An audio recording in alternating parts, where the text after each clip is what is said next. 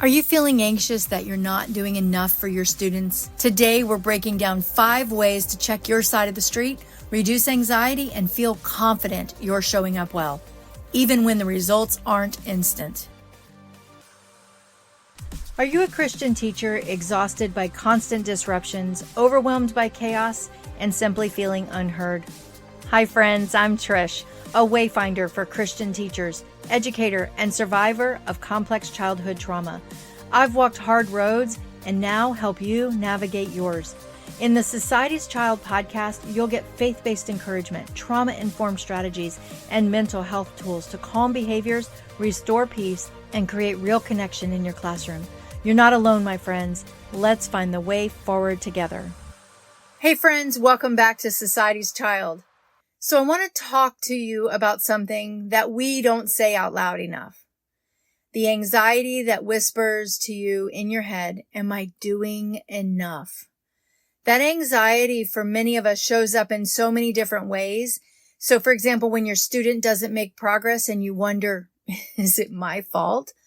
What about when your classroom doesn't look like that Pinterest perfect version of the person down the hall? We all know her. We all know him. They've got it all together, it seems. And our room looks like a disaster. That's okay. When we get feedback from a supervisor and that feels so overwhelming and it confirms your fear, oh my goodness, I'm not enough. I'm not doing enough. But here's what I want to walk you through today. You are only responsible for your side of the street. I'm only responsible for what I can take care of. So let's look at what that means, what it looks like in practice, and how these 5 checkpoints that I'm going to give you can help you maintain calm, get that inner anxiety to settle down, and help you step back into your calling with the confidence that you came into this with. So checkpoint number 1. Here's what I want you to ask yourself. What is my side of the street? So many times we as teachers, we feel very responsible for the outcomes such as test scores, student behavior, parent engagement, all the things, right? But we can't control those things. So here's what you can own, and here's what I want to encourage you about in those situations. Your lesson planning and your effort to adapt when something doesn't work, that's what you can control. That's your side of the street.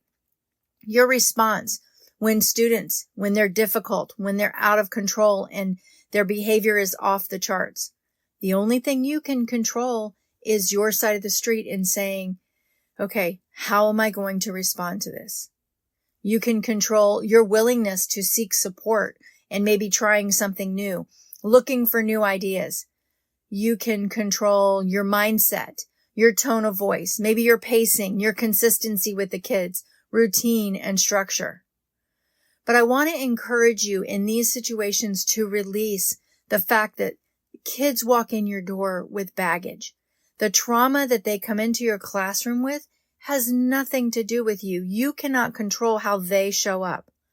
Whether a student chooses to engage with you in your class or not, you can't control that. How a parent responds or doesn't, you can't control that.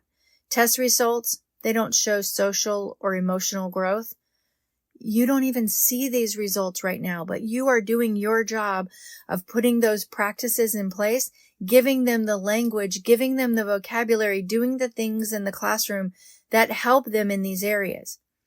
So for example, maybe you stayed late to tutor a struggling student, help that kid figure out and understand a concept that they didn't seem to get.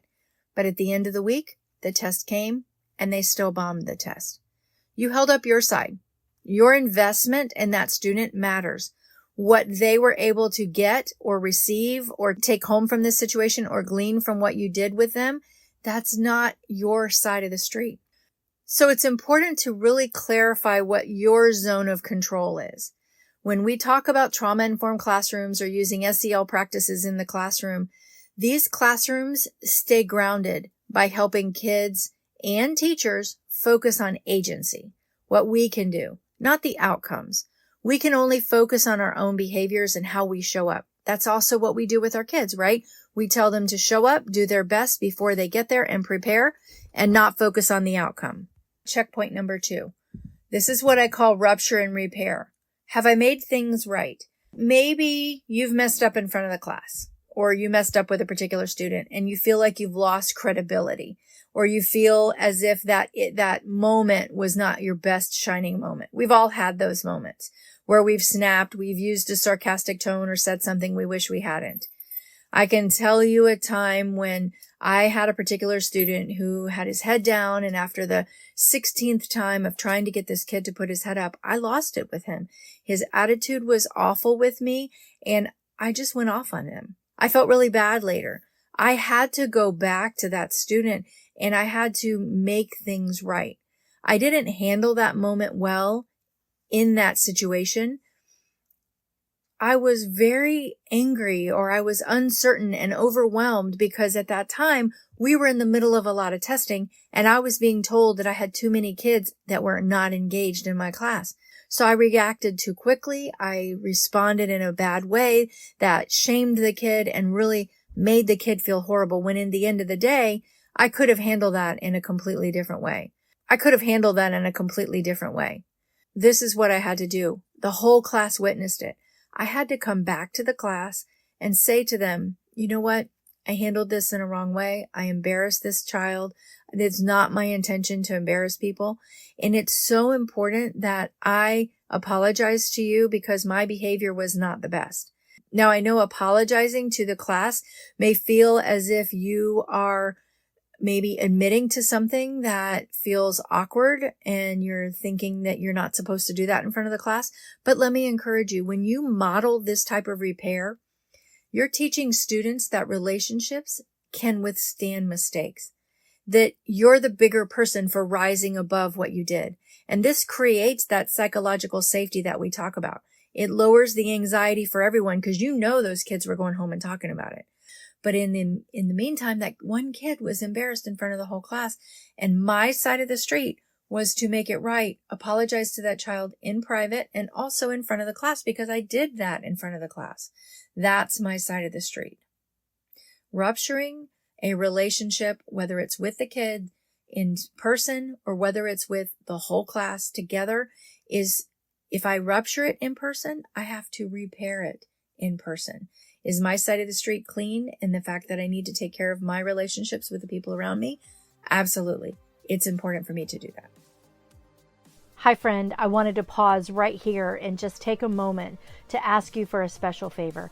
If you are finding anything helpful in this episode or any previous episodes that you've listened to, would you pause right now, go into the Apple Podcast app, scroll down to the bottom of the show, and find the leave a review button.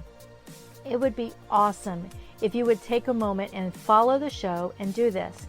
There are people out there just like you looking for this information, and this would help the algorithm get this into other people's hands, and it would be helpful for them as well. I thank you from the bottom of my heart. It's one of the biggest favors that you can do for me. I appreciate you and thank you in advance for taking the time to do this. So let's get right back to the show. On to checkpoint number 3. I am responsible for my tone and my words. So with my tone and my words, am I building trust or am I breaking trust? So it may seem that I'm doing everything right, but something in the room still feels off. I have an issue with my own psychological safety in the moment. And sometimes I've seen myself and my tone of voice get irritated, get sarcastic. And maybe I want to encourage you to ask yourself, have I ever seen a child's face drop after I snapped, or after I put out some sarcastic words, or after I used a tone of voice, or I did something that really made the kids feel bad, or I used a word that might have not been the best colored word or the best tone of voice and the best choice of words in that moment? I want to ask you to reflect and ask yourself, is my voice communicating safety for my classroom, or is it communicating stress? Are my words escalating or de-escalating the room? In the situation where a particular kid is not on task and we're shaming them or we're talking to them and bringing attention to them in front of the room, is what I'm saying to that child with my tone of voice, Is it escalating that situation or is it de-escalating the situation? So I want to encourage you to do the tone awareness check. Before correcting someone in the room, pause and say it in your head first. Ask yourself, would I speak this way to a student I truly care about? Or here's a test I like to do. If this were me sitting in that seat, would I want to speak to myself that way, or would I want to have been spoken to that way? That's a great awareness test or a tone awareness check that you can do about what you want to say to these kids. It's hard to stop in the moment, but try it. Checkpoint number 4, pressure to perform. Are you chasing the wrong outcome? Are you performing for a particular thing or a particular outcome that you want or result? So a lot of times this is where someone comes in to evaluate us and we're getting that evaluation in that moment. Maybe we're trying to get the national board certification under our belt, or those standardized testing goals that our administration is down on us for, or leadership roles that we're attaining. Maybe you're being a certain way because you're trying to live under that pressure to perform at a certain level. Maybe you're staying 3 nights in a row to meet a deadline that you have to do, even though your body is screaming that it needs rest. Maybe you're comparing your room to someone else's room that you see on social media, and you're shoulding all over yourself. You know what they say, shoulding is shaming. And if you're shoulding yourself because you think your room needs to look a certain way because of something you've seen on social media, that's hard on you. And that's putting pressure on yourself to perform a certain way. Maybe even you take a student's failure as personal failure. Your performance of what you're doing has nothing to do with your students. Even though administration would like to say, and sometimes our classrooms are rated based on our test scores, sometimes we have no ability to be able to perform at that level. We have to ask ourselves, am I doing everything on my side of the street? Am I doing my lesson plans? Am I teaching the lessons? Am I getting the concepts across? You can only do what you can do in order to make this work. So I want to encourage you to reframe it. Your worth, it isn't in performance or perfection. Your calling isn't measured in data points or test scores, even though people will tell us that. Turn your thinking around. And this is where I want to remind you that you weren't called to fix every student. You were called to be faithful in how you show up. The how is the key word right there. How you're doing it. Are you cleaning your side of the street and paying attention to the details on your side? Checkpoint number 5. Am I asking for feedback or am I isolating myself? This is really a hard one because I know when I get into this cycle of I'm not doing enough, I'm not enough, I'm not good enough, I'm never doing enough, and I'm living into that comparison trap. If I'm flying solo or overthinking everything because I'm afraid to ask for help, I'm afraid of being judged or criticized or receiving that constructive criticism back, then I'm holding myself back. So here's what helps. You've got to have regular check-ins with a trusted mentor, a team leader, an administrator, a peer teacher. Find someone that you can trust and just simply ask, am I missing anything? Or what's working that I may not be seeing? Here's what I'm doing. These little check-ins and these conversations with a peer can actually help you walk through these situations. So I would encourage you to write down your 3 top challenges and then bring someone into the conversation that you trust. Don't carry it alone. Because just like our students who need trusted adults to regulate and process with, so do we, my friends. We as teachers need that exact same thing. Just because we've become an adult all of a sudden doesn't mean that we no longer need that trusted companion. Regulation happens in community, just like with our students. It does not happen in isolation. Because all we're going to do with our anxiety and our worry and our I'm not enough thoughts, we're going to escalate our own behaviors and we're going to get ourselves into that trap that's emotionally shutting us down. So my friends, if you take one thing from this episode, let it be this. You are not responsible for every outcome. You're responsible for showing up with honesty, integrity, reflection, and growth. That's it. So this week, my friends, pick one of these 5 checkpoints Sit with it. Walk through it. You can't do them all. Trust me, you can't. Just pick one. What are you overdoing? Where are you overcarrying? Where do you need a self-repair? Where can you ask for help?